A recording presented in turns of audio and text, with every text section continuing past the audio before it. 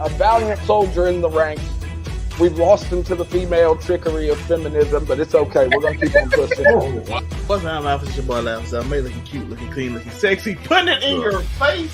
Oh, that was crazy. That's not where I thought he was going. Whoa. I ain't got no problem with dark-skinned girls. I bang them all the time. Wait, hold on. How have you done it, Joe?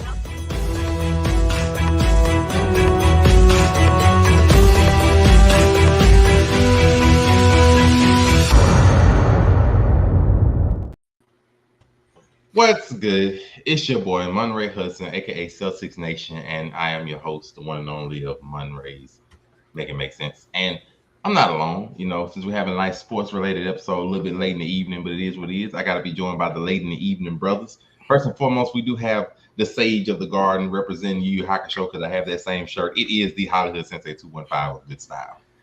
Yes, sir. Your boy Hollywood Sensei 215, Blurred Cartel, What It Sound Like podcast. Sage the Garden. Kyrie, bring the sage to the garden. Bring the sage, Kyrie. We need it. Make sure you bring the sage that don't want to show up for games and be off all night. Do that one. And of course, we do have the one and only, speaking of blacks we don't like, it is of course Zelmay. That's a wild sentence. It's your boy looking cute, looking clean, looking sexy. My boy one today. I'm sorry. Oh boy. Yeah, that was funny. For anybody that don't know, Keep It 99 Media, y'all gotta watch the review show that's gonna be on YouTube like tomorrow because somebody said it's why I don't like the blacks. So I'm like, listen, I'm one of them you don't like. I'm sorry. I'm not sorry. I don't know. The blacks is crazy. It's like that. We still getting referred to as the blacks in 2024. This is all right. I don't know, but I'm a troll. I'm gonna love it. Shout So it's been a minute since the beginning of the season. Beginning of the playoffs, we had our own predictions and we had our own thoughts, but we finally came around all circle to the finals. And I can say one of the teams is probably the team that everybody predicted would be there, and then the other one is a quite delightful surprise. So we have the Celtics versus the Mavericks, and let's just be real. It has been a long, arduous journey for these teams. Lots of injuries, for better and for worse. Lots of oopsies, upsets, my bads and apologies throughout this entire playoff run. So it's been a lot. So of course we're going to break down some thoughts of the playoffs as we've seen it as a whole, and some directions we think some teams need to go forward, in the off season and the upcoming seasons, because there are plenty of free agents, some moves to be made. We're not really going to count the Celtics and the Mavs in this because they are in the finals. Though if we want to, we can. And we don't really have to bring up our predictions of the finals for, me and the Hollywood, because me and him are on opposing sides. Of course, I am representing, Boston, and I'm thinking Boston's going to win it in about, maybe 5, maybe 6. If Boston has a bad game, might go longer. And of course, the Hollywood Sensei over there is thinking Mavs in 5. So we ain't really got to say our predictions. So, Zelmay, you are in the middle. You don't have a personal bias in this. So you give us your predictions that you believe. Celtics versus Mavs. You get the breakdown today, my brother. We're going to even give you, the goodness of the Summer Jam screen, my brother. Take it away. Mm-hmm. The floor is yours. The floor is yours. Listen, I was coming in. The storylines is great. You got the Kyrie Irving going back to Boston. After everybody said the way they treated him, and then Isaiah Thomas right before that, so people got a little beef with Boston. So a little spice over there. Luka up there Luka talking crazy to I don't know how I feel about that. He talking crazy to Uncle Snoop. Why he doing that? So I was like, so now I'm a little more perplexed. So I got to figure it out. Okay, what games we got to go? Who game? Kyrie cooking? What's the matchups looking like? Because we got to go off matchups. We're basketball analysts now. We got to go off of the matchups.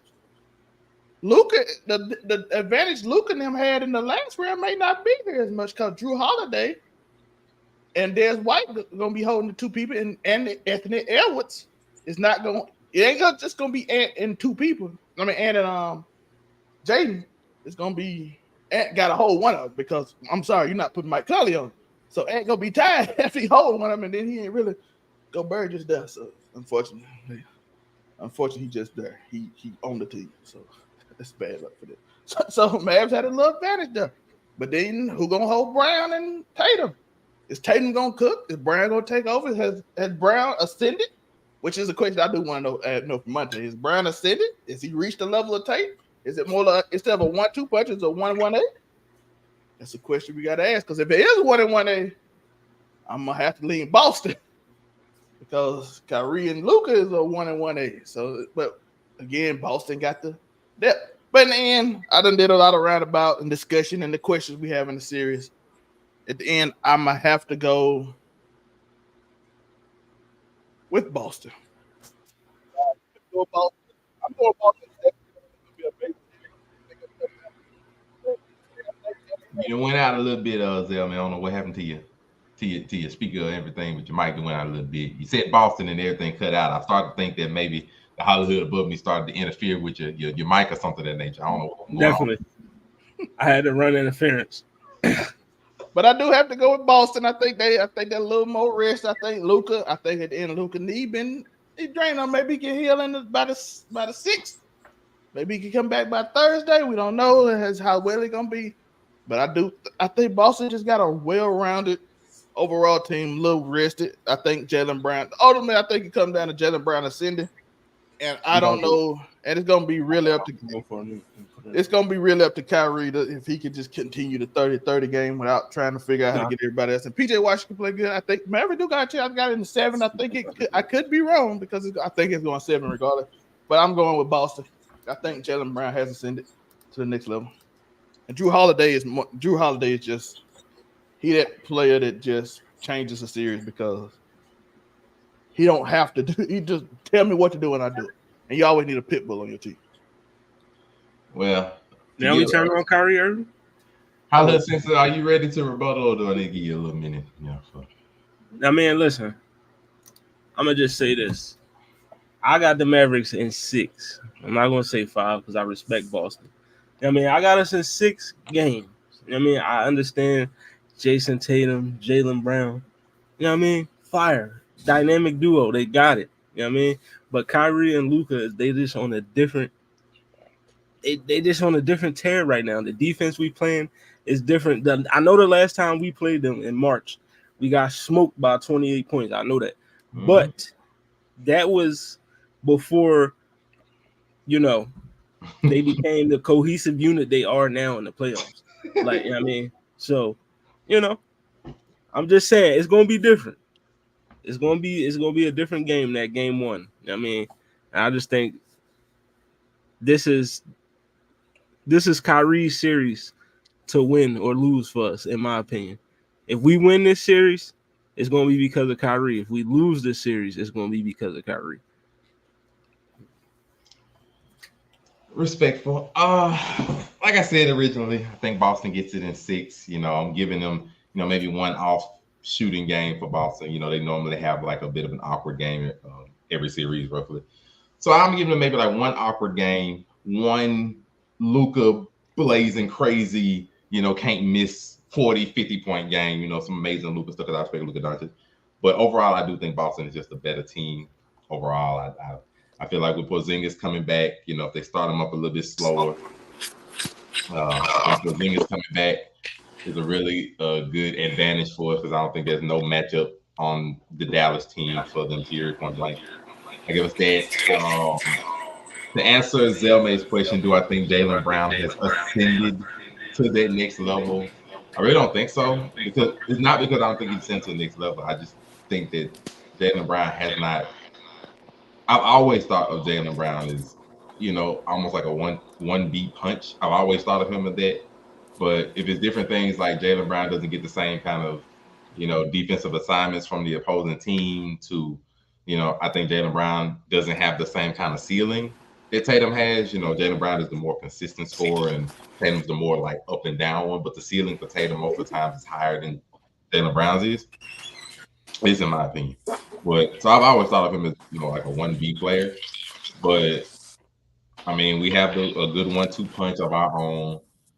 I'm not seeing the same Kyrie Irving that we've seen, in Cleveland days to put up 40 next to LeBron. I haven't seen that Kyrie. This is the Kyrie I've seen that's put up 9-point games, with wonderful matchups, in his favor. I've seen him put up 17 points, Then I've also seen him put up 30 like last game. So he's very streaky for some reason at this game, at this level right now. So I don't.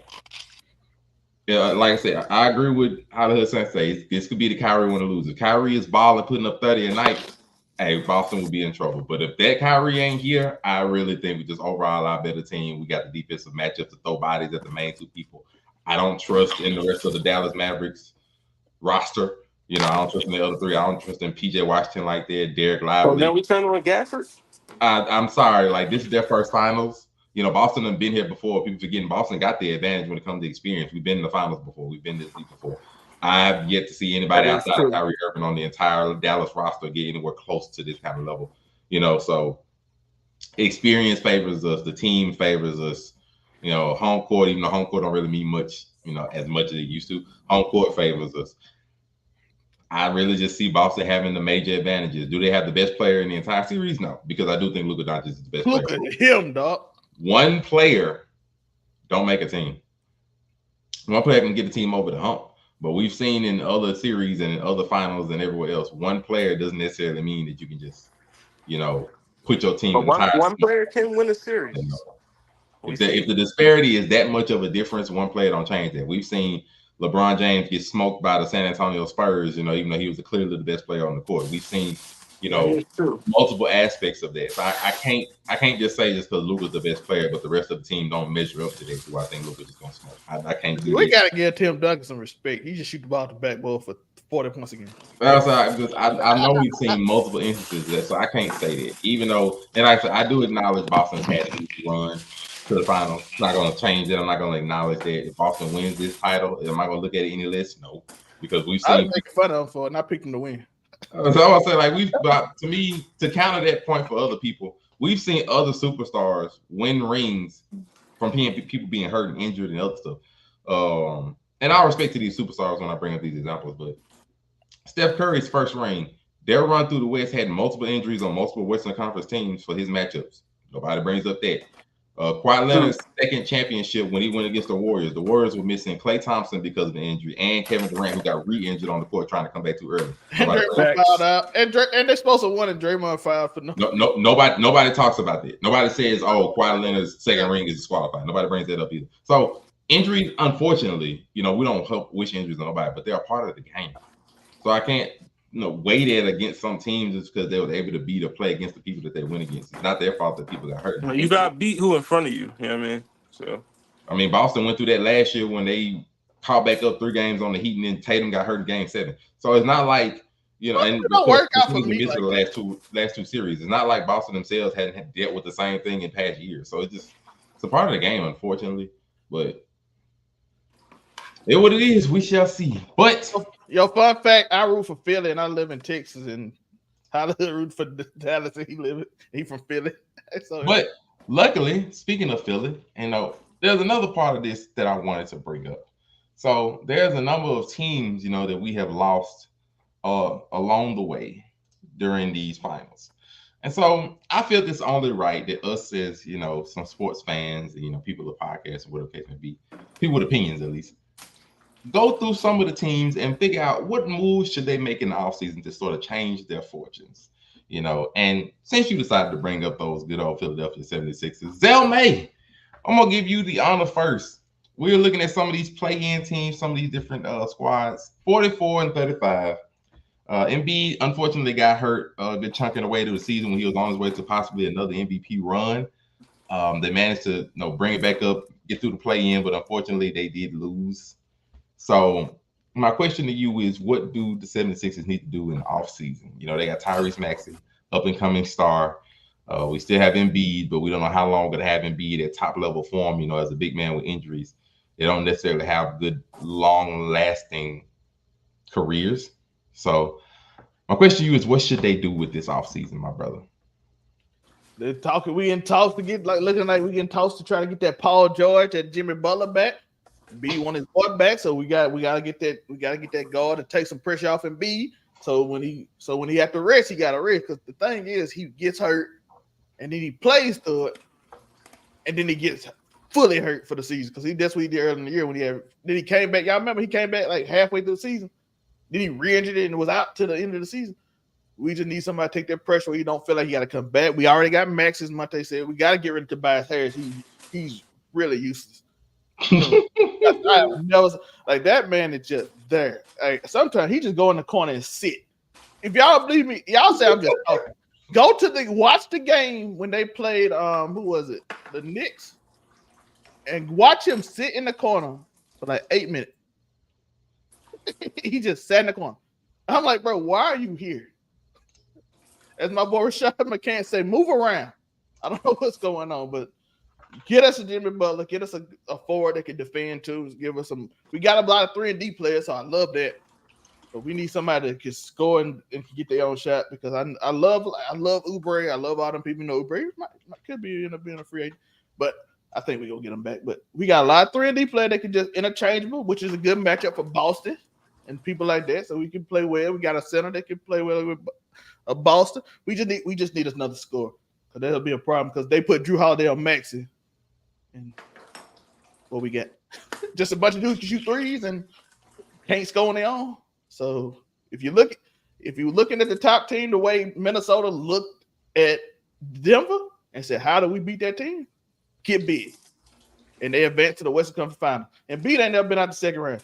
How do we beat the teams at the top? We got a good matchup with Milwaukee if they get healthy. I feel like Boston is the problem. How do we do it?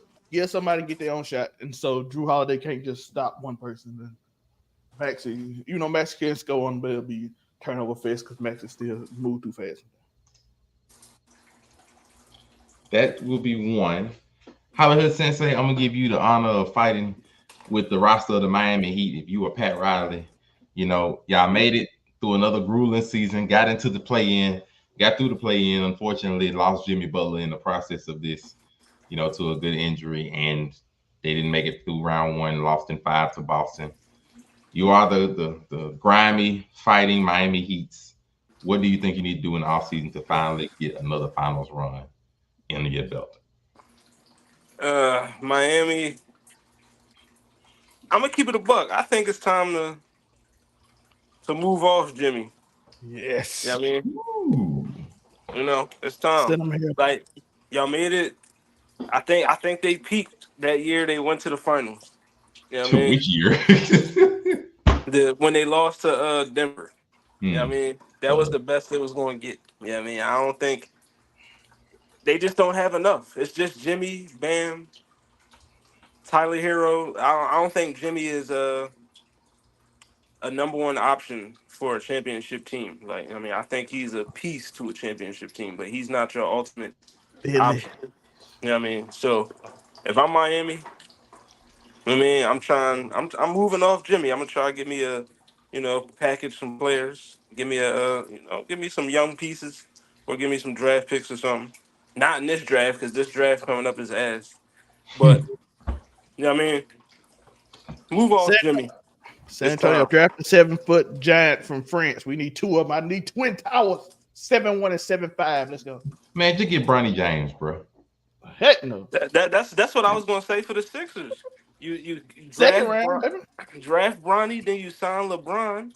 Oh, that could work. You give me LeBron, that work. You know what I mean? I was saying that work. Sixers, they in the championship. Confirmed. I mean, I do. As soon as you agree. get LeBron, you at least know you're going to the finals. If you get LeBron. I do agree. I think that's another first option. That's it. LeBron to the Sixers is. I do think that's probably like the best possible thing they could get. He fits in flawlessly to everything they would need. They get a scorer that's gonna come up clutch at clutch moments. Somebody to help out Maxey. Somebody that's gonna do good in the regular season. I mean, he's everything they would need to, and they don't have to trade for him because he'd be a free agent. So I mean, it would work. It would work. He'd move to Philly. I ain't gonna lie. That fits perfectly. What? Playoff T. Yo, what the 76? What the 76ers put on Paul George? And I got to root for Paul George after me and him caught each other. See, but the thing about the Paul George one that I've never understood, Paul George hasn't shown himself to be super clutch in the playoffs either. Like pandemic P is a thing, so I don't understand why he's come in the comments and try to diss me again, and then me and him gonna be at war for a year again. I don't get it because like Paul George is not shown to be clutch in the playoffs in the times that we've seen or needed. Matter of fact, this past playoff run, we saw him and James Harden stink up the joint again. Like It's not new. So I don't really quite understand why the 7, other than like position wise, he fits the position, small forward wonderfully. I don't get why he's their number one option. Like he doesn't give them what they need, which is a clutch in the playoffs. He doesn't do that. And he also now, as of the last couple of years, Maxi clutch player, so the last couple of years. I mean, Maxi young though, but the last couple of years he's also shown to have a little bit of an injury issue. So he's been able to play through it sometimes, but he does have an injury problem as well. You don't need another one of those when you got Embiid on your team. Like you don't need two of it. So I don't like Jimmy Butler makes sense. Butler makes sense because he's gonna come up clutch in the playoffs. What you need, as long as he doesn't get injured on the way there, he can't come up clutch. I understand that one, but the Paul George one I don't quite understand. But listen, we got Tobias Harris, Paul George way better. But to give another team on the East, we're gonna do 4 of them out of them. 4 teams out of the East. Zelmay, you have had history with this particular head coach, so let's go ahead and give you the honor of talking about what the Bucks need to do in the offseason. New coach Doc Rivers, halfway through. And unfortunately, it didn't seem to work out. Giannis got hurt last game of the season. I think it was last game of the season, last game of the season. They didn't make it out of round 1. And, unfortunately, they got dealt the same fate. So if you are GM, owner of the Milwaukee Bucks, you got Giannis on your plate. What's the goal? Your team is getting old, and you basically know because you've already won a championship, it's either championship or bust for the Bucks. It's not really another option for them. You have one of the top 3 players in the world, most likely. Everybody feels, in Giannis. You got a title already under your belt. It's basically, and you just traded for Dame. It's title or bust pretty much. It's finals or bust for Milwaukee. What you doing if you the GM of them? First round, fire Doc. Listen. Shouldn't have hired him in the first place. Listen, y'all listen to me. I know y'all everybody like to make excuses. Oh, he had injuries. That's why he stayed in the league because he can make excuses. They were 31-13 when he got the job. Look at their record. What they tell you their record was? I'm just saying. How am I wrong? Were they not 31-13? Look at that record now. That looked like it came from a 31-13 team. Nope, not at all. And all because Giannis didn't like the dude telling his brother he got to move around. Yo, that's all I'm saying. His brother in commercial. Listen, Giannis. Another thing you got to do, Giannis. You got to let go of this team. What I'm saying by let go of this team, you got to stop forcing them to do stuff. They can't, bro. They signed at one point. They signed both of your brothers. You know good and well they can't play. I saw the man airball a layup, bro. All he do is dance on the sideline. You're good. Maybe put him on injury reserve so he can just keep a shirt on and be in a suit and just dance. Like maybe that's what you want to do. Who used to do it? He used to be playing with LeBron. Used to do it. Listen, if you want, look, the man can't be getting on the court. He can't get minutes. You gotta start letting go. You gotta let them pick the people they want. And the second thing you gotta do is try to get people. And the third and last thing you gotta really do, fire Doc number 1. You might have a little bit of a chance. Then Giannis let go of the team is you gonna have a little more of a chance. Third thing you gotta do is you gotta just recruit a bunch of fast players. Y'all are way too old and slow. I'm sorry, you can't come Boston go. I saw that Orlando team, that young Orlando team. Oh, they run. A fully healthy Knicks team. Oh, they run. Slow team like you, but Max is fast, and they gonna cause you problems. You ain't got to defend. Cases we just seen put them out. They run. The problem now, and I said Philly, they ain't fast, but Maxi cannot run your whole team by himself. So like you don't have Dame on him, he just gonna sprint past everybody. And then all of a sudden the advantage you got in B take that away. And if they get one of the players, we talking about you in trouble then. So you gotta get some speed on the court to go with them. I'm sorry, Chris Middleton too slow. He ain't a third option. He's supposed to be a second. And when he's a third option, he look lost.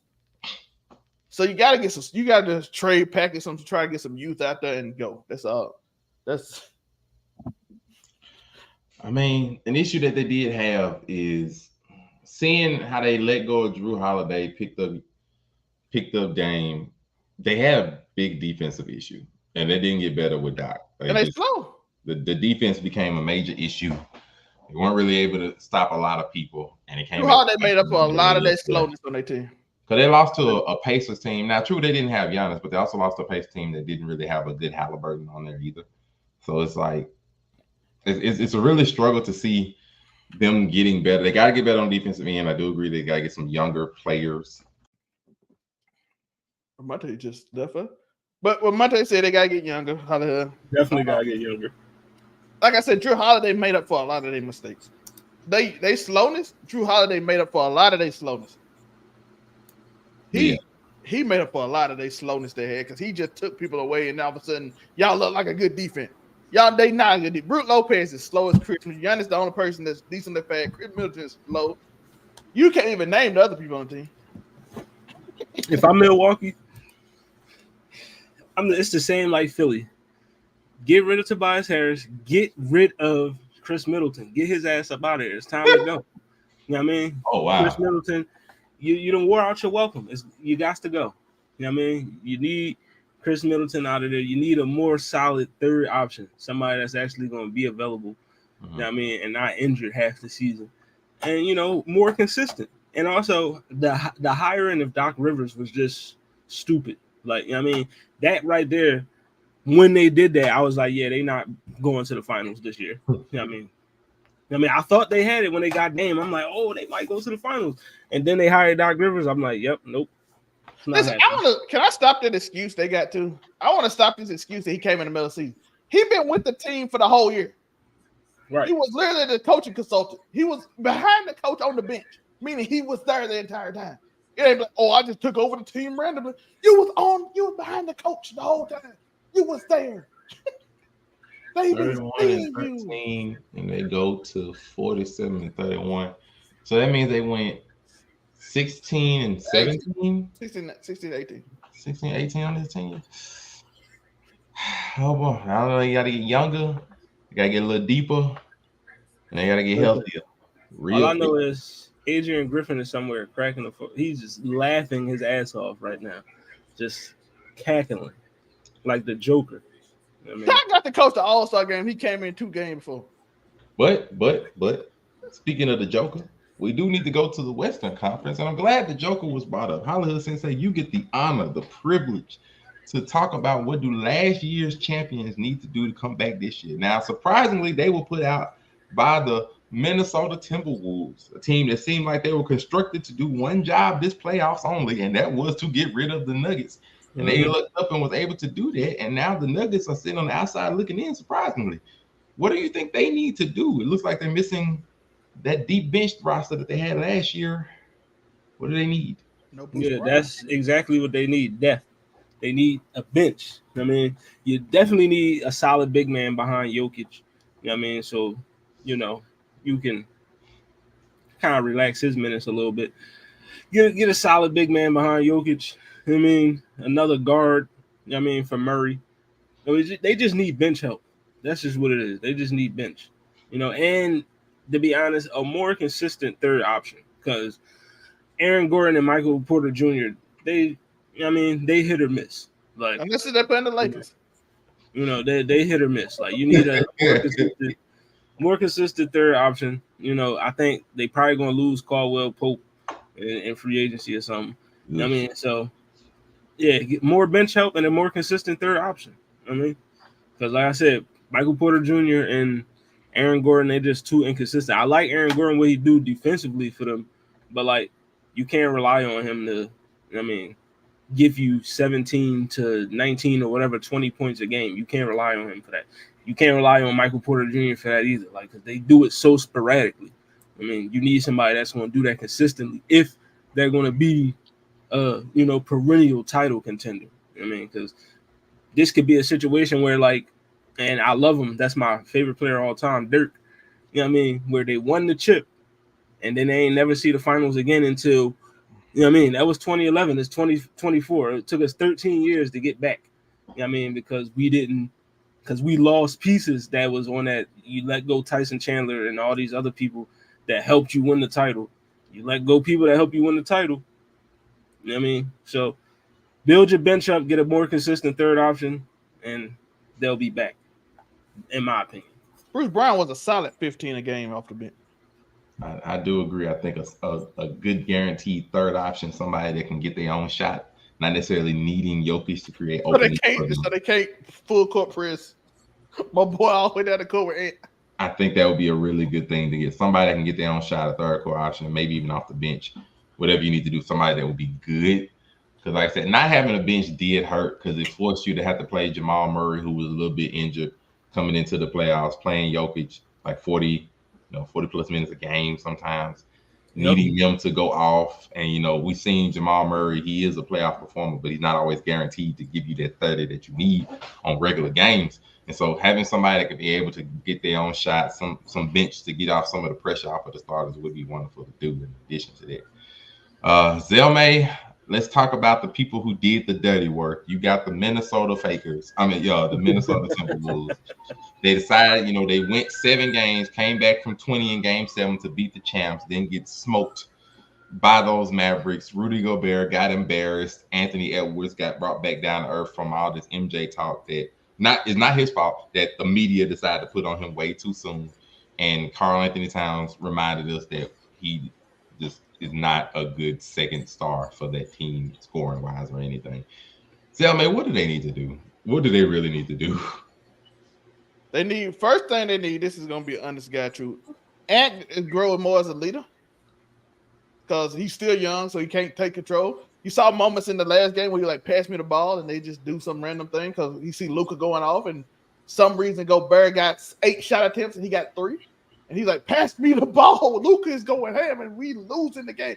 Gobert should never have 7 shots. By the way, Gobert dropped 4 passes that was punished to him. So he just dropped them out of his hand. So he's supposed to get 11 shots. He just got 7. So he just got 7 up, and he missed 5 free throws. He had 5 free throws and missed 3 of them. So first thing you need leadership because you need to be able to tell Cat, listen, if they got a guard hold, this is a problem. Shout out to Gil's Arena for bringing this up too, because I know they did it online, so I want to give them credit. You have PJ Washington, a guard, holding Cat. How the hood? If you run a pick and roll and it's a pick and pop, and Ant does a pick and pop with you, he has another guard guarding him. It's like the most pointless pick and roll there ever was. Pointless.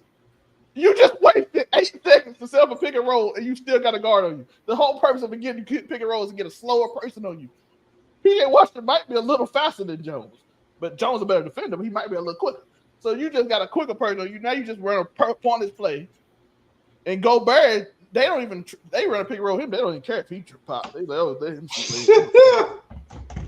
So you need leadership to be like, this ain't what we doing. Right. We not doing this. So you need shout out to son kids. We all saints up here. I mean, so the first thing you gotta do is set he gotta be able to be like, listen, lean on me, trust me, which he showed a little bit this season, but you can saw the frustration in the game finally, pass me the ball, and they wouldn't do it. And it was like, we gonna do what the coach say and all that. Listen, Fitz, I'm sorry, bro. That game plan you had was tell Cat to get in the paint. I'm sorry, you trying to be a point guard at the 3-point line, and then you falling and losing the ball for turnovers. And Lucas shooting half court for you. I got an easy fix for the Timberwolves. Easy. You know what I mean? We get into it. Easy fix. All you gotta do, trade Karl Anthony Towns and trade Rudy Gobert. Get them 2 motherfuckers up out of there. You know what I mean? And build around Ant like you're supposed to. You know what I mean? You McDaniels is a good wing. You could keep him. You know what I mean? Get a point guard because Conley is old, so get you another point guard. But Gobert and Karl Anthony Towns gotta go. Either one or the other or both gotta get up out of there. You still need the size, but you still want the size for Jokic. Yeah. And we saw Cat holding decent. So Cat, if we can somehow get Cat to be a third option. Yeah. I'd rather keep Cat and get rid of Gobert because he doesn't do anything. He don't help really on the defensive. A 3-time defensive player of the year should not be a liability in the playoffs. Like, you should not be a liability in Luka should not be telling, Jaden Hardy, nah, bro, go ahead. You got Gobert on you. Go ahead. You know what I mean? He got mad when he didn't. I saw him. That's the defensive player of the year, and niggas is like, nah, go ahead. You know what I mean? You got Gobert on you. You know what I mean? You seen the picture of Jaden McDaniels when they froze the frame of his face when he saw Gobert guarding Luka. He knew it. Like, damn, it's over. We about to get cooked. And that's the defensive player of the year 3 times. Defensive player of the year. Four Get times. rid of Gobert. Like it was already the dumbest trade in NBA history when Minnesota traded for Gobert. You know what I mean? And now look at the results that you got. Look at the results. Hey, you got to the Western Conference. You ain't been there since 2004. Yeah, but you can't say look at the result. You didn't get further. Look at the results. I'm saying look at the results from Rudy. You got to the Western Conference Finals on the back of Anthony Edwards, not on the back of Rudy Gobert. You know what I mean? That's why you got to the conference finals, because of Anthony Edwards, not Rudy Gobert. You know what I mean? They looked like a better team when Gobert was out. Yeah, that defensive performance they did in game 2 against Denver was crazy. that was a crazy. All right, so that's my second one though. My third one is what you gotta do is just get better as a player. Keep involved. If he takes the same leap he did from last year to this year, and he take another leap that big, it's a problem. It's a problem.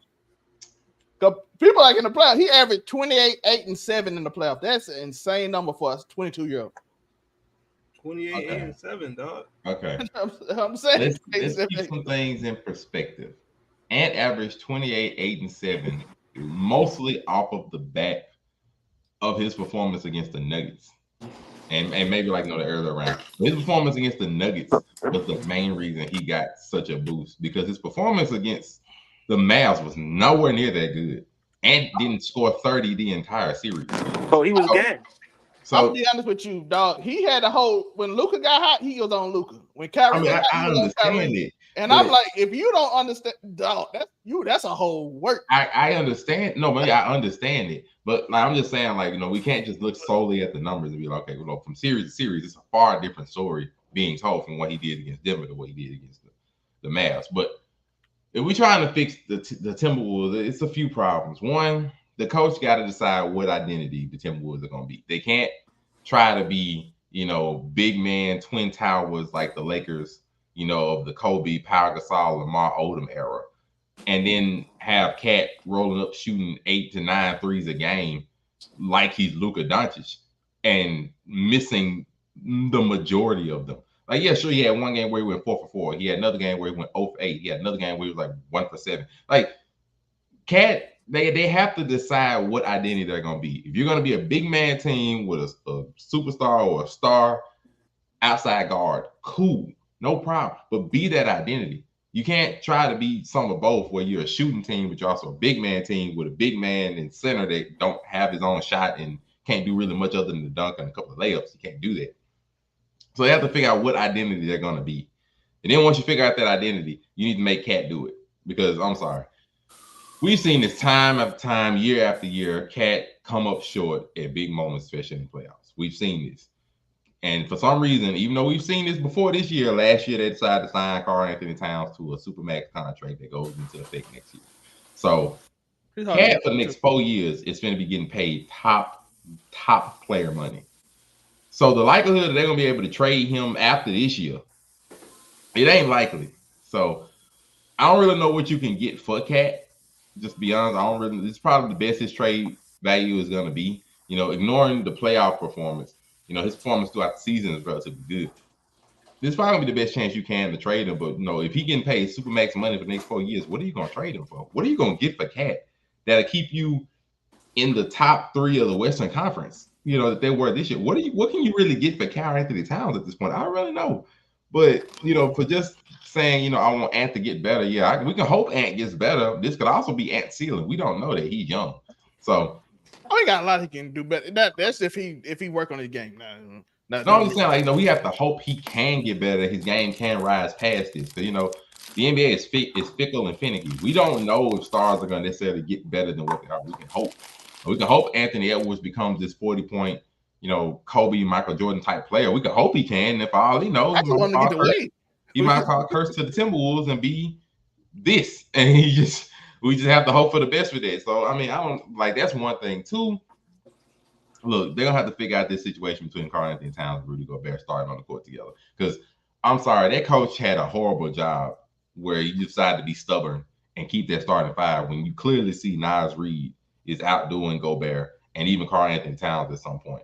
when he's playing on the court with the rest of your team, and you for some reason don't decide to start him, and you're already down 1-0, 2-0, 3-0. You see yourself losing down the court. You see yourself losing down the end of the game. And you see yourself, these assignments aren't working, and you just decide to be stubborn. Like, just no, like, you have a good player coming off the bench. You can change up your lineup, do what you need to do to show that you're putting up some effort to try to win. Because, if I clearly see something working, and I'm getting highlight reels of my defensive player of the year because he's not good on the switch up, which is, like, to be fair to Gobert, you're not really meant to guard guards. That's not really what you're able to do. When you're playing teams like the Lakers, when you play a team like the Lakers, Yeah, he can't guard nobody. You playing the Lakers, you playing the Nuggets, who got good quality big men for you to guard, cool, but put you up against Luka Doncic, we know you're going to get humiliated. It's not really your fault. You're not supposed to be on that. So that's what you're doing to fail from the beginning. I honestly believe that all three of us could at least get a bucket on Gobert. All three of us. I believe. Ben Simmons said in a game, the only 40-point game in his life is I can't score, but I can score on him. That's his quote. Yeah, his only 40-point game is against Gobert. That's crazy. Like, he had 49, he had 42, 9, and 12. And he literally said, he didn't shoot no jumpers, by the way. He went straight to the paint. And he literally said, I can't score, but I can score on this man. You know how embarrassing it is to Ben Simmons say I can score on you? He actually tried to score on you. Well, the biggest guy that shoot free throws want to score on you. It's crazy. Let's do some other difficult teams. Mate, I got another question, Mate. Have Man ever scored 40 points again since he scored 40? Who, Ben? Man. From the Clippers. Mate don't even know who he is. He scored 40. Oh, Terrence Mann? Terrence Mann. Oh, my God. I ain't see him score 40. He don't play no more. Yeah, he play. I'm joking. I know. But no, if I got to think, all right, let's get to some harder fixes, I guess. Those might be a little bit easier. By the way, I do want to say Ant in the Western Conference Finals shot 43%. He averaged 25 a game, 8 and 8. Not bad. No, it wasn't what he was doing before when he was scoring 53% or 53%. Well, Zell, since you want to do these fix-it plans for these up-and-coming stars, let's get out of pocket a little bit. Let's go to another big man, a quality big man, the number 1 draft pick of this past season, Victor Wembanyama. Him and the Spurs, Pop. They, had a year everybody pretty much expected, a rough year. 22-60 with the San Antonio Spurs. What do you believe should be the next step in Victor Wembanyama's rise to glory to get him where he needs to be? We talked about it with Ant earlier. You got to give him some help. That team I don't know what's wrong with that team. They actually played better when 3 of their starters got hurt because the starters, Kelvin, them did not want to pass the ball to him at all. He refused to pass him the ball. As soon as they got hurt, he took over. He dominated at the end of the season. I know the reason he didn't get defensive player of the year was because of the early season game when Embiid basically scored 70 on him, and then Jokic scored 60 something. But at the end of the season, they was not doing that no more. That man became a monster. He's an 80% free throw shooter. He shot 46%. That's most. He shoot threes. He get 3.9 assists. He averaged 21 points a game that went up as the season went on. And that's without his teammates trying not to get passing the ball. So that was impressive. But you got to give him some help. You got to. I heard Trae Young available. He's small, but Victor Wembanyama. If you get Trae Young, you have to get a bunch of 3-and-D players and try to help him around because Victor can help himself, but you're gonna have somebody. He can't just help everybody. So you have to. By the way, when Victor was on the court, they were the number 1 defense in the league, in the NBA, in the association. When he was off the court, they were dead last. They were the worst defense team ever, statistically, when he was off the court, percentage-wise. So that's why he also should win. He's a 7'4". He's a 7'4" center. The Trae Young available. They have Chris Paul might be available. He's old though, but so you'll have to get even more help with him. Draft a 7-footer from where you from? France? So they can have the twin French towers. I think you said France. Yeah, the guy from France. What is he? How tall is he? Let me see. But you draft him. You have your twin tower. He athletic too.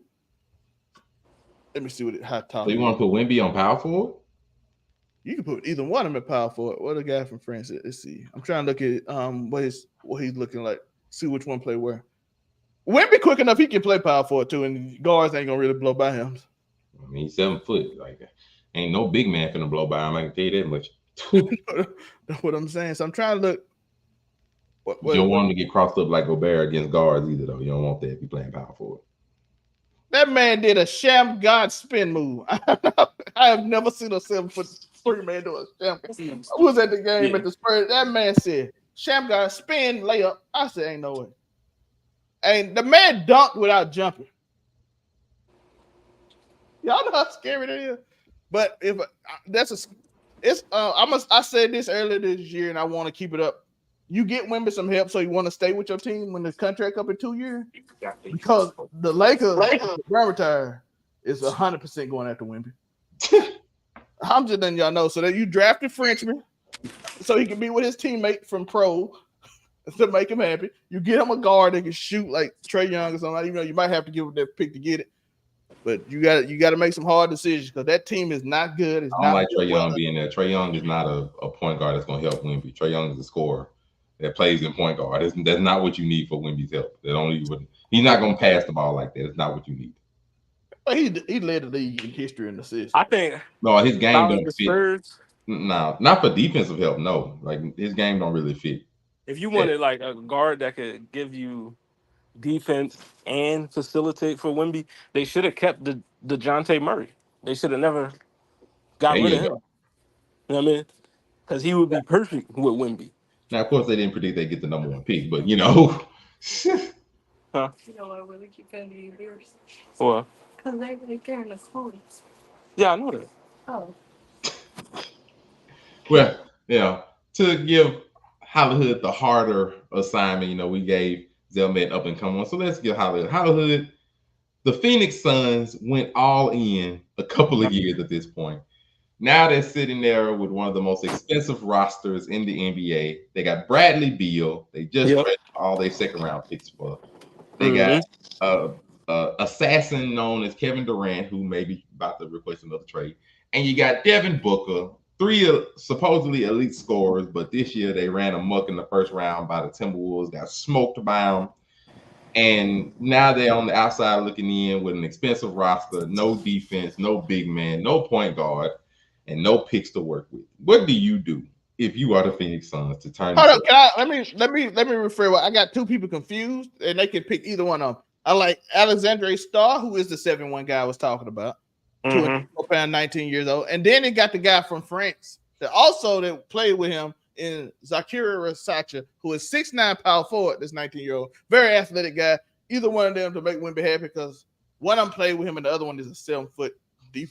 You can have a defensive whiz. The only problem with them, and the reason people saying this draft ain't good, is because they raw. They are raw.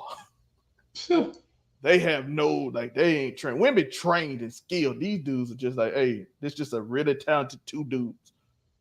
Shout out to Wemby. But for the Phoenix Suns, huh?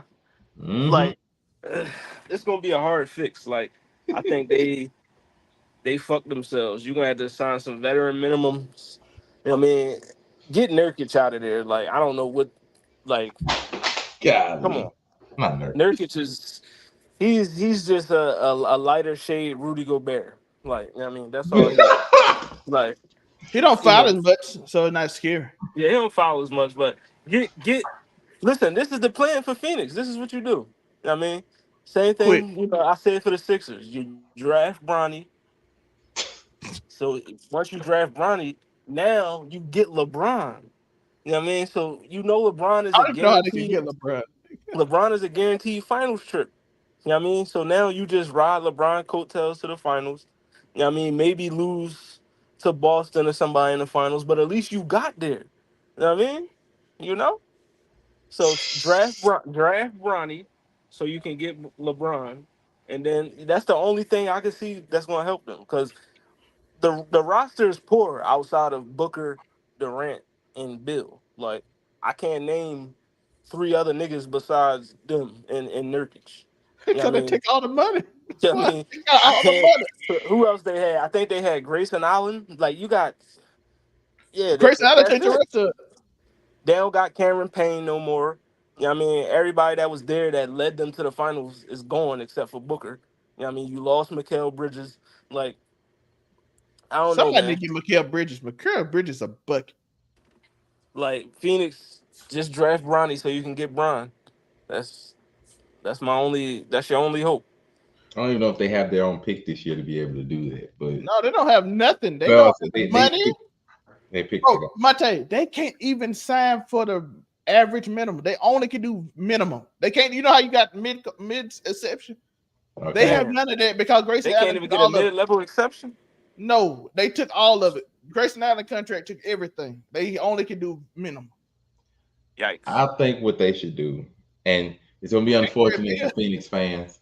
I think you scrap it. I'm just going to be honest with you. I think you scrap everything. I think you do your best to trade 2 out of those big 3. I don't care which 2 it is. Because at this point, because nobody wants that. At this point, you're held hostage. I think you just got to scrap it. Trade Durant. Let's just gonna be real with you. We already know it might be on his mind to get out of this anyway, because it's not his fault. I don't think he wanted deal on the team because that deal just didn't make no sense. So I think you trade Durant. He's probably the easiest of the 3 to trade. You can really get him on a lot of teams. You know, get you some good picks and value for Durant because you know he can still play. He played through the majority of this year, no problem. Played well, still show he still got plenty left in the tank. Trade Durant. Whichever one of Beal or Booker you can get off of. You can't get Beal off, dog. They got 5 more years and he's I've seen weirder trades happen. We didn't think Beal would ever be able to leave Washington. Lo and behold, Phoenix comes to knocking. So there's a trade out there. There's a trade out there. Oh no. It's just who knows what it is. You can get off of Beal. Most likely. Now I don't think it's easy. It's not very possible, but there's always a chance. But he make more money than everybody on that team. If you can trade Booker, but just I wouldn't want to trade Booker. He's the youngest out of the 3. He's the one with the most upside. So I wouldn't want to trade Booker, but look, scrap it. I'm just gonna be real with you. Scrap the whole thing. Be done with it. Because your team ain't going nowhere. You don't really have no picks, you don't really have no wiggle room, and you need pieces. So if you trade Durant, trade either Booker or Beal, and just scrap it for a couple of years. Like, look, just get you a bunch of pieces, get you some picks. And start from scratch. Maybe in about 2-3 years, you can make another crack at it. Because this team right now, as currently constructed, they're not going anywhere. They're not. You're just missing too many holes. The main roster parts are too old. Beal was a complete failure. It's just not going to happen. And they're not really able to play together without a good point guard or somebody running point like that. It's just not. You got 3 people that essentially play the same position. It's just not going. They have almost the same game. It's not. When the coach asked for a point guard, the GM said no. I'm like, this is doomed. And also, like, your GM might have to go. I ain't gonna hold you on this point. Like, we do the Durant trade. All right, fine. You want to go all in for Durant? We not mad at you. You trade away Ayton. All right, we looking at you a little cross-eyed. You know, whatever. You want to trade in Ayton? Fine. You know, we're not gonna be super mad at you for trading Ayton. You know, you needed a little bit of a big man. Matter of fact, if they'd have kept Ayton instead of Beal, and this team was the way it was, just no point guard, they could have made it work. But no Aiden, okay, fine then. Then when you traded for Beal, I think that would have been a nail in the coffin. Like, look, GM, you'd have made a lot of decisions. You might have to go. Like, just scrap everything and be done with it. Because, like I said, the roster is just not it at this point. I think we just got to start it over. I really do. Just scrap it. But now we I got a few questions. I think OKC, all they gotta do is like find them a shooting guard and get rid of Giddey. But everybody else just get better because they average 23 years old. They need a second scorer. They do. That's why I said get rid of Giddey, and then after that, just let everybody else get better. Gordon Hayward was a miss, but they get a second scorer, they'll be right back at it. They fine. They just need. And then the Pelicans get Mikal Bridges. Whatever you gotta do. The Pelicans just need to get healthy. Like, if Zion hadn't went out in the first round, we have an entirely different series on our hands. If they just did, if them and OKC is a whole nother monster. If Zion's not injured, he doesn't get injured and play in. You know, we might have a whole nother series. But they did not have a good answer for a big man presence, which we clearly saw. So I don't remember when Zion was one either. But like if they just they get healthy, and maybe a Mikal Bridges is fine, but just the team that's constructed was relatively fine. They just need to get healthy. And Mikal Bridges, like I said, before Zion got hurt, they were top 2 in the conference, up through like around January or so when Zion got hurt. So they were doing fine. I think they just maybe get Mikal Bridges, keep the deepness of your roster, add to your bench or something like that. Let Zion get healthy. I think they make another crack at it to see what they really got. So I don't think we'll spend here. We'll be here all day trying to dive into what these teams can do because the Clippers. Oh, you know the teams that really need to make changes. God help them. That Who? team at 8 and number 10. They the teams that need to. You know what I mean? You want to They go into need some to. these deep projects, boy. Shh. Look, Like, How especially do that we number 10. feel about how do we feel about Golden State? Like we just gonna go off on our shit, let the legends go out. they haven't made a It's, complete decision yet. They haven't said y'all got anything. y'all got 4 rings out of them dudes. It's time to you know what I mean. I got a Like, question though. I do got a question about Golden State that I want to provide to everybody. Have we noticed that Steve Kerr haven't developed a single player? I think I remember you bringing that up in like a I just want people to understand. Mark Jackson developed everybody. he developed Jonathan. He got Jonathan Kuminga, Kevin Looney. Kuminga what's his still name? where he should be. Kevin Looney was under Mark Jackson his rookie year. He got trained by Kuminga. Kuminga wanted to quit the team because he wouldn't get in, and he didn't get in until Draymond got hurt. Let's not forget Kuminga was asking for a trade before Draymond got kicked off for a long time because he wouldn't get in the game. Yeah, Steve Kerr. Am I wrong? You're right. You're definitely right. He wanted to get traded. Real, had they not discovered Kuminga, they wouldn't even be in the playoffs. They'd have been a lottery team dang near had they not even discovered Kuminga becoming the second scorer that they desperately needed. I mean, just if you want to be honest with it, the Warriors have a simple thing they need to do. They need to go in the office, call Steph there, be like, Steph, we need to have a real one-on-one talk with you. I'm gonna leave the decision up to you. What do you want to do? If you want to compete for championships, we're gonna have to make big roster changes. If you just want to keep the 3 here, no matter what, we're gonna let you ride off into the sunset. But these next 3 years gonna be a little rocky. We're gonna hold you. We might make the play-in every year. We might get a 6 seed at max. But just if you want to keep the 3 together, fine. Because that means they're gonna have to pay. They're gonna have to pay Klay Thompson. Maybe not big money, but they're gonna have to pay him somewhere probably along the lines of Draymond, maybe a little lower. But they're gonna have to pay him too. So if you got them 2 on your roster getting paid money, you don't really leave a lot of wiggle room for other stuff. And they've already shown that their decisions in the general manager scheme haven't been too amazing, signing Chris Paul for no reason. So, they haven't really shown that they have the wonderful roster moves, So I can't say I have a lot of faith in it. But that's what you do. You sit Steph down like, Steph, do you want to compete for rings or do you just want to ride out to the sunset for the next 3 years? It's real simple. If you want to compete for rings, hey, I ain't gonna hold you. Klay, either you getting this minimum coming off the bench, or you can go see what the Hornets or somebody want to have with you, because it just is not gonna go. He ain't a starting caliber guard anymore. I'm sorry to say, it's just not it. He's not a starting caliber guard. When he came off the bench, he actually gave a little bit of a push to D-Rub to the web. He's not a starting caliber guard. Starting caliber defender, it's not there anymore. So they're gonna have to make changes. They need to get big man. Wiggins, I don't know. They thought they had something out of Wiggins. They thought they revived this man's career. That man had 1 finals run, and we ain't seen him since. He was happy hell, boy. Yeah, like, look at me, I made it. Now we turn on Wiggins. He got paid after that finals run, became the second scorer that they needed. We ain't seen him, man, since. Like, nothing. He don't play defense no more. My man said we chilling. He's like, bro, he went back to the bus that everybody thought he was. So it's unfortunate. And so they signed him and he's not panning out. So they mean they need to get rid of Wiggins, get on a minimum contract with Klay, and try to get you another big man, find another second scorer, whether that man be Kuminga. Cool. You still need to find some more bench pieces. They need a bench. They need a big man. They need another scorer. So they got to make roster changes if they're going to try to compete past the play-in. Just keep it a bench. That's a big one. For the Lakers, I mean, they just depend on if they're going to keep Bron or not. If Bron goes off to other pastures, shoot, they're going to have to scrap everything, bro. Go ahead and get ready to become a play-in team, draft in regularly, and see how much you got in Anthony Davis. Anthony Davis, whether he's going to play there for 5 years or whether he's going to request a trade after 2.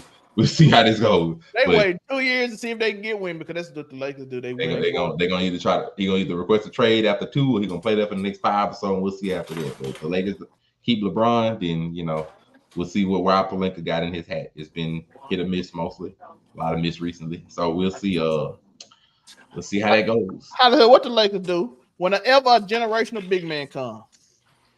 Two or Uh huh. 3 years later after that first contract, what they do? How the every time? They go to another team. Kareem, they go Shaq. Oh, we got Wemby. You don't want to stay in that little market, even though Wemby's going technically, to LA. He's going to the Lakers. I hope you don't. Please stay here. But if they It's don't gonna get be Wemby and Bronny in LA. That's gonna be the Oh new my Kobe and Shaq. God. listen, if they don't give Wemby help though, that's the only thing I'm saying. This San Antonio, please. I love it here. Please give. Even though they say San Antonio is a small market, San Antonio like the seventh biggest city in the country. But Let's go. Wemby and Bronny. we know what they're going for. Everybody know what they're going. They do it every time. They go for the center, the generational. Every time when they seem to be in a small market. When Kareem was in Milwaukee, we go get him. Shaq Look, was in Orlando. We go get him. to finish off this lovely sports show, we can't remain solely partial to one show. I mean, to one sport. We gotta show some love to the other sports. The NFL did us justice. For those 6 to 7 months, showed us wonderful games, and they finally have decided to give us the schedule. So I figured it would only be fitting as we go to the NFL to round out our show.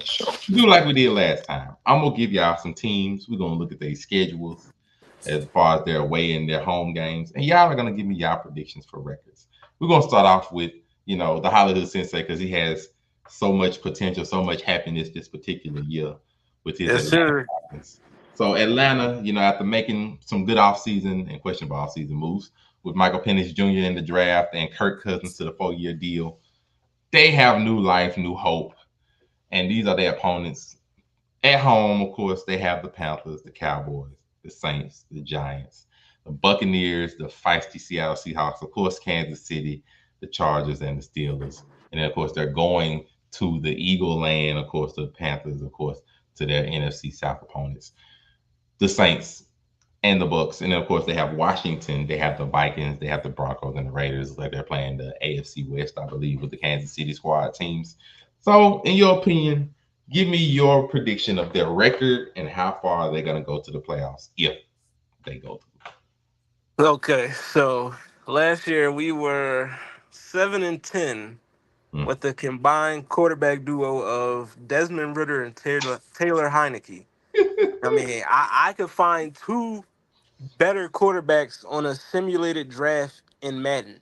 Yeah, I mean, so you take that into account. Now that we have a more established quarterback that can actually win games, you know, from 7-10, I like us to go. I'm saying 11-6. Looking at the schedule, I feel like Kirk Cousins can get us 11 games. When I look at the schedule, I feel like automatically I'm taking all right. Kansas City, that's probably a L. Probably lose to the Eagles. I mean, lose one of the division games to the Saints and the Bucks. So that's 4 losses right there. And then I think we take a L to Dallas and Seattle. And then other than that, I mean, it's 11-6. Like the offense should be much better this year with a better quarterback that can put the ball down the field. Would actually be able to get to see the talent that Drake London has. I mean, you absolutely be able to see the talent that Kyle Pitts has with a better like his first year in the league with Matt Ryan, he had 1,000 yards receiving. Like his first year in the league, he had 1,000 yards receiving. So, you put him with Kirk Cousins, he may be able to reach that again. You know what I mean? He should be able to get more red zone opportunities. Bijan Robinson, I believe he's going to have a fantastic year too. I mean, he might like he's going to be in a conversation for like offensive player of the year this year. I think. You know what I mean? But what he going to do in this offense that we got? But I'm going 11-6. The offense will be much improved. The defense is young and up and coming. We added some pieces. I do. I was vocal. I didn't like the Michael Penix Jr. pick because I mean, you know, drafting him at number 8 does not help us this year. I mean, unless Kirk Cousins get injured again, and I mean, all right, then we got the quarterback right there. But other than that, if Kirk Cousins is healthy throughout the whole season, that number 8 pick does not help. You know what I mean? So, but whatever. You know what I mean? Even with all that said, I got us going 11-6. I feel like we'll make it. I'm going to say either to the divisional round. Optimistically, I want to say conference championship, but I'm gonna say divisional round. You know what I mean? That's where I'm gonna go. But 11-6 divisional round. Zelma, you in agreement? I think they division weak enough. I can see it. That's a very weak division. I And like we the know schedule. I do like the schedule. It's not really a difficult schedule, just to be fair. A lot of teams they're facing are a bit down at the dumps or in rebuild mode. They road Panthers. games are easy outside of the Eagles. we have the easiest schedule in the NFL this year. The easiest. I like their schedule. Like Panthers, easy games. Giants, easy games. Their division isn't necessarily super strong. The Saints are in la la land. The Buccaneers are like on the uptick, but it depends on Slant how that far they shit, man. can go with Baker Mayfield. I feel like that's a split they can do easily. Seattle, I feel like Seattle's on a bit of a downturn, so I feel like they can even get Seattle. The Vikings are on a downturn. The Raiders are on a downturn. The Broncos are on a downturn. The Steelers are in la la land. Who knows what they'll get from their quarterback play. So I really feel like I don't think 11-6 is a bad prediction at all. I feel like they could get there. They could be possibly even one of the top four seeds in the NFC. I feel like they could be in that top four Mhm. slot. They could win their division, be one of those top four, get a home game in a divisional. A divisional berth would be a really, really good optimistic. Like I said, if Kirk Cousins shows and balls out like he did the first half of last year, I really think they could get it cracking. We might see the emergence of a lot of offensive talent on that team. So we'll see what they got. But we got the first one. Zale, I will give you the honor of going for those feisty Dallas Cowboys. We get the birth of the first game with them going to the Browns. They got the Saints, the Ravens. Then, of course, it gets a little bit easier with the Giants, the Steelers. Then they got to go for those Lions before the bye. Then after that bye, it will get rough. They got San Fran, followed by the Falcons, followed by the Eagles, followed by the Texans. Then it gets easy with Washington and New York before they go to another bit of a stretch. They got the Bengals, then the Panthers, then the Bucks, Eagles, and Washington. What do you think these Cowboys, who did not make many moves in the offseason whatsoever, will do? I see 10 wins. I'm looking at it there, but that's not going to be enough to win the division. But that's enough to get into the wild card. So I do. That's just him as a wild card team. Even though we like this Dak is a solid quarterback. Even though for some reason, Jared doesn't like to pay people to the last minute, which ends up hurting him because he's the worst cap owner in the league because he always end up overpaying his quarterbacks because he wait till the market excels. And guess who else contract on that last year? CeeDee Lamb, who all the receivers are now getting that new contract, which means CeeDee Lamb will be getting paid more money because and Terry could have took care of both of them 2 years ago and wouldn't even have this cap problem because the cap would have been way less because he wouldn't have to pay him as much. So Jerry's really, for y'all to be like he's a great owner, he is not good at the cap. He sucks at the cap. But the team is solid enough. I think they did enough with the offensive tackle from Oklahoma. They try to help with the offensive line. They got talented receiver. The defense, and that's what I look You at. look quiet again, Zale. Well, if they can't go in the middle, and I'm looking at the teams that can run up the middle. The Giants no longer have Saquon Barkley. Okay, so that's how that is. See Houston team, they can go up the middle, they'll probably struggle with. But let's see one team they can go up the middle, they'll score on. So I see 10 win. The wild card. Oh, now we turn on Dak Prescott. I got 10-7. Do you agree, Hollywood, or do you have a different opinion? With the Dallas Cowboys. I see this schedule and I feel like they will be, yeah, like you said, no significant changes in the offseason. You lose Tony Pollard. You don't even attempt to holler at Derrick Henry and you bring back a washed up Ezekiel Elliott. You know what I mean? So uh, defensively, defensively, that still be solid. You know what I mean? Trayvon Diggs will be back. You still got Deron Bland who led the league in interceptions. So with all them pick sixes and shit, you still got Parsons, you still got DeMarcus Lawrence, but I don't know. Looking at this schedule, I feel like they could easily start It probably the Browns is a toss up. I could see them losing to the Browns, but Losing game one. Ooh. they could beat the Saints. The Ravens probably take an L to the Ravens. They'll beat the Giants, so they'll probably start 2-2, 3-2, maybe 2-3. They could lose to Pittsburgh, but looking at the schedule, I think they win 10 games, 10 maybe 11. You know what The I mean, second half get a lot better for them. The second half is scheduled after week 11. yeah. After week 11, because you got the You only Giants got the and the Bengals and the Commanders back Eagles, to and back. that's like 5 wins outside of them two. So, Right. If I and look you don't know at- if Joe Burrow's still limping, you might can beat the Bengals too.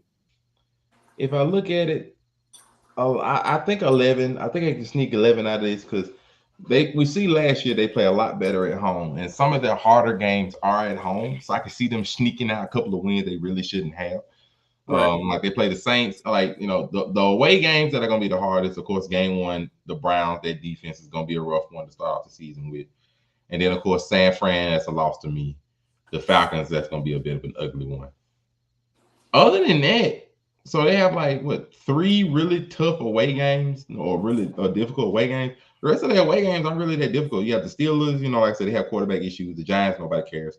The Eagles, they're going to split with them anyway, so I'm not really looking at that one. And then you have Washington and the Panthers. So, like, their away games aren't really that difficult. Everybody else, they play at home, and they've been known to be a really good home team. So, could they squeak by a game they really shouldn't have? Like, could they squeak and sneak a Texans win? Possibly. Depends on how good or bad the Texans are compared to our predictions that they will be.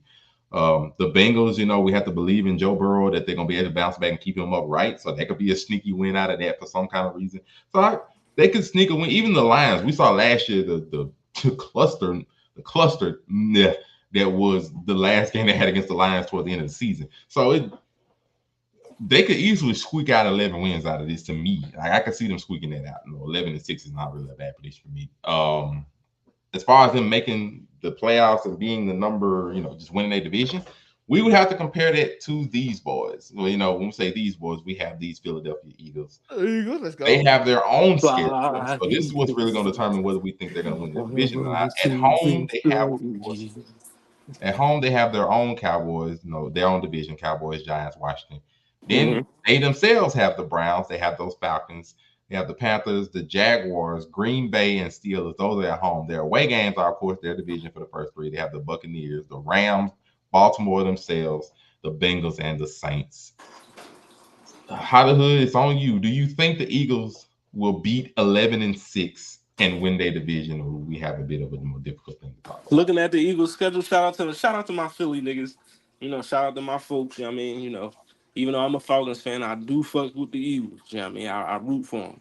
I want to see them do well. And I look at this schedule here. I'm looking at it. I think the Eagles could get 12 or 13 out of this joint.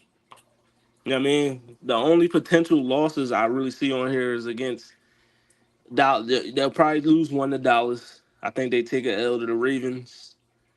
I think they lose to the Buccaneers again, and they'll probably lose to the Packers or the Steelers. So, and maybe the Rams. Depending on how they look this year. But I think the Eagles win 11 to 12 games, 13 at the max.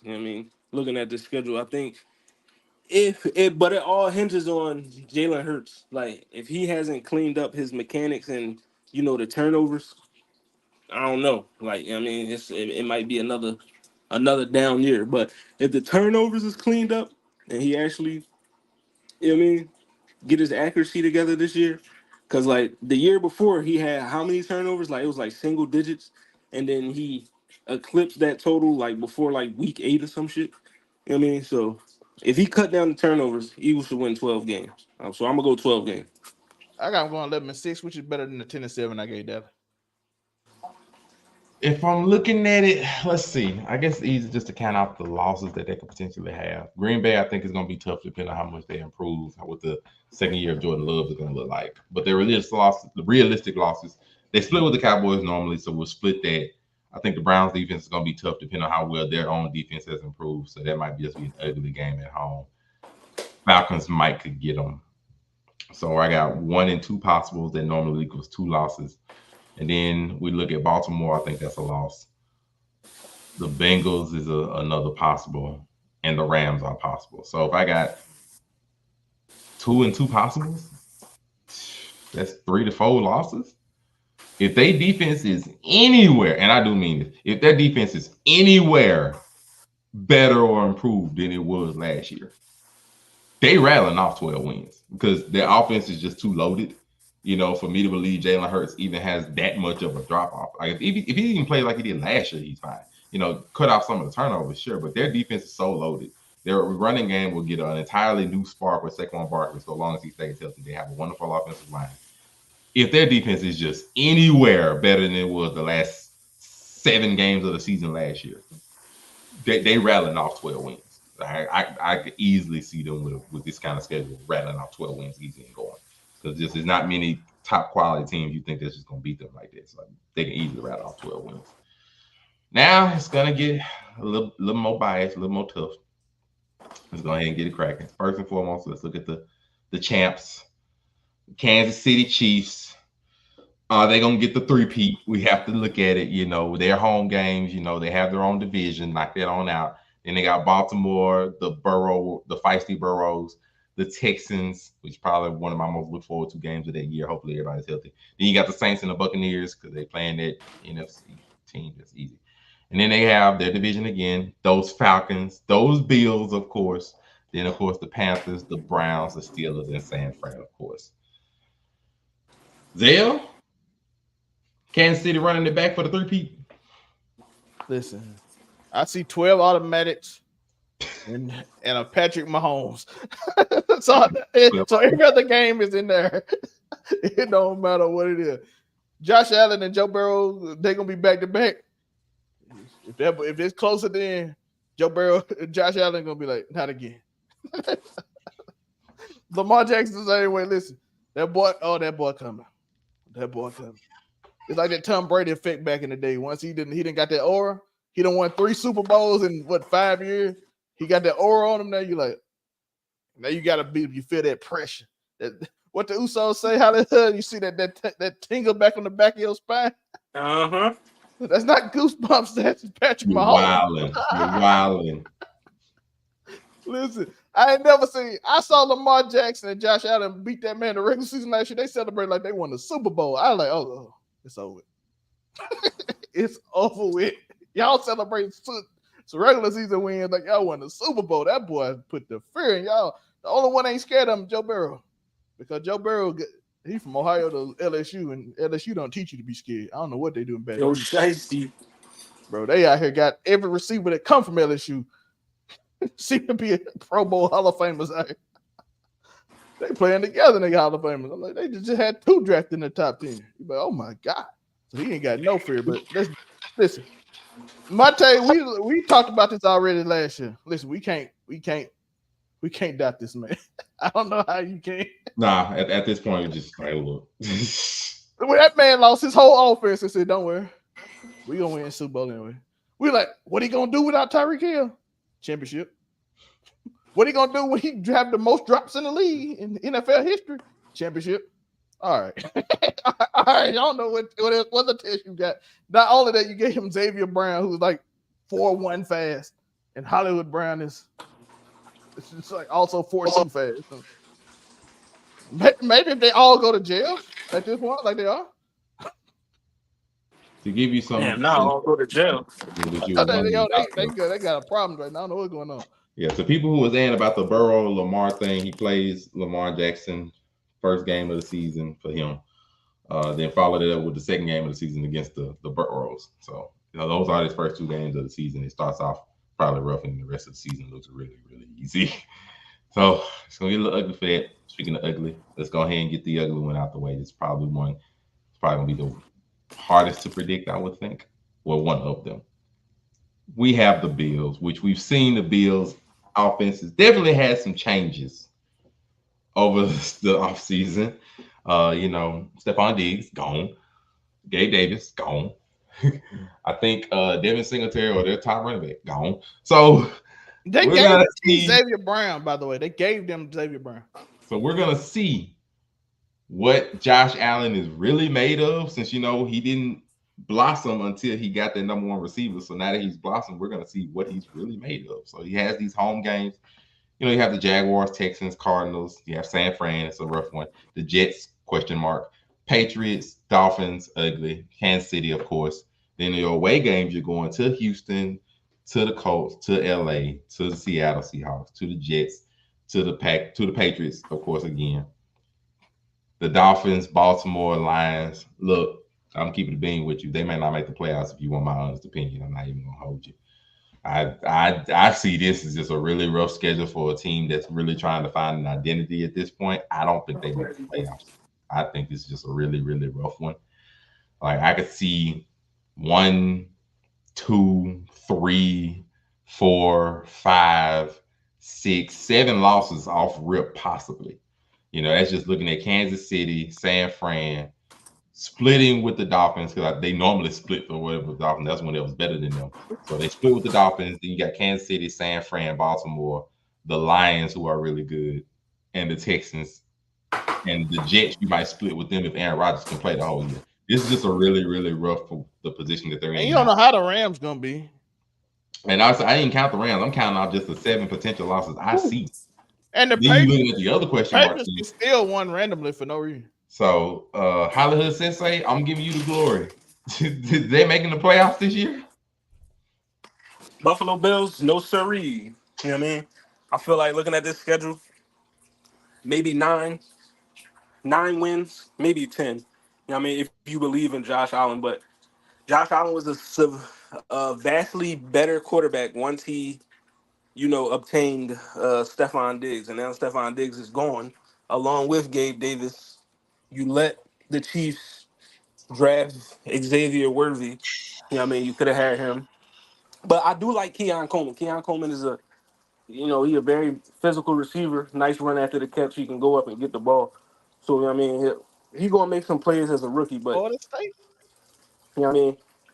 It's going to be a tough year for them. Like, you lost your 2 best receivers. You're starting over with a rookie. You know what I mean? At receiver. Like, I don't know. I'm gonna go 9-8. They missed the playoffs. I feel like the Dolphins and the Jets are gonna be the teams that make the play. I mean, the Dolphins and the Jets will be the teams that make the playoffs from the AFC East, not the Bills. I mean, I'm just saying, we got to look at Khalil Shakir, Keon Coleman, and probably Dalton Kincaid and try to make it work out of that. I don't know how this gonna look. I ain't gonna hold you, but I don't think it's gonna look too pretty. But that's all I got. Any last final thoughts of sports before we sign out of here for y'all? Deontay Wilder, I know it might be over for you. Yeah, but I want to thank you. I want to thank you because for about 5-6 years, when boxing was looking rough, you kept me entertained. Because I ain't gonna lie, boxing was looking rough out here for 5 or 6 years. And till this day, sometimes a man don't say words and then you got consequences. He talked about my family. Listen, that man gave me some hot fire promos, dog. He made me think he was gonna murder that man, and then he almost did. That man went to sleep. He didn't wake up during the boxing match. I thought he was gone. Like, oh man, this is there. But hey, I want to thank you for helping boxing out until we got all these other people on here now that's stepping up. So I do want to thank Deontay Wilder because I know this might be it. Because ever since Tyson Fury took it from you, you ain't got it no more. You ain't got that mojo no more. Maybe you can get it back, but if not, I just want to thank you for the years you did. Because like I said before, the Garcias, Haney's, and Tanks, and then we start seeing Crawford and all them start to blur out because all we had was Canelo for a long time, and Anthony Joshua is born as I don't know what, but when he got competition, he fun, but he didn't have no competition for a long time, and boxing was rough for a minute. But I do want to thank Deontay Wilder. Not boring. Shout out to the Moonbeam. Of course. Got to Ebony, of course. Ebony. Finally, I guess that's gonna do it for us this evening. We're gonna let these wonderful hosts let them know where they can find them for their own respective shows. Of course, start off with the Hollywood Sensei. Where can they find you? Looks like that nice insignia over your sign says something. Yeah, man, you know, you can find your boy on the What It Sound Like podcast. You know what I mean? Nerd Cartel, as always. Also, Hollywood underscore Sensei 215, all social media platforms. You know what I mean? And also, Hollywood, welcome to Hollywood, the top 100 albums. I I'm was doing the hoping you list. I'm go up doing the there, show. boy. I'm doing it. Yeah, I mean, but I'm gonna just let y'all know now. I mean, I'm gonna do like rap. I'm gonna do like rap R&B Jones because I ain't. I mean, I'm not. You ain't gonna do Frank Sinatra? You ain't gonna do blues? Some of them they had on there, boy. I'll put some other genres in there, but it's gonna be heavy rap and R&B because that's what I listen to. But top 100 albums of all time. That list is coming You for got you. Luther now? You got Luther? Yeah, Cowboy it's going. Listen, it's Beyonce better going. not be The there. list is gonna be crazy. It's coming. Cowboy Beyonce better not be on there. That's all I gotta say. Beyonce gonna be on there several times, but I said you the know what I mean, Cowboy Beyonce. Oh, here you go. I said Cowboy Beyonce. But otherwise, let's get rid of the bias. Zell, man, where can they find you? You can find me at move the wrong way. All right, go this way. There you go. Overall 99 Media. You can find me at Overall 99 Media. You can find me on I'll Be That News whenever we can start doing new video, which videos will come up soon because I got a lot of emails that people send me stories they want me to cover. So I got to get on that real soon. And I need a bench trials real soon. So shout out to everybody that's out there catching conversation on Wednesdays. I mean, Friday, you know what I'm saying? We got the Keep It 99 media review. Monte done spread the narrative that I'm selling us to Fox News. Listen, if they pay me a meal, we are going.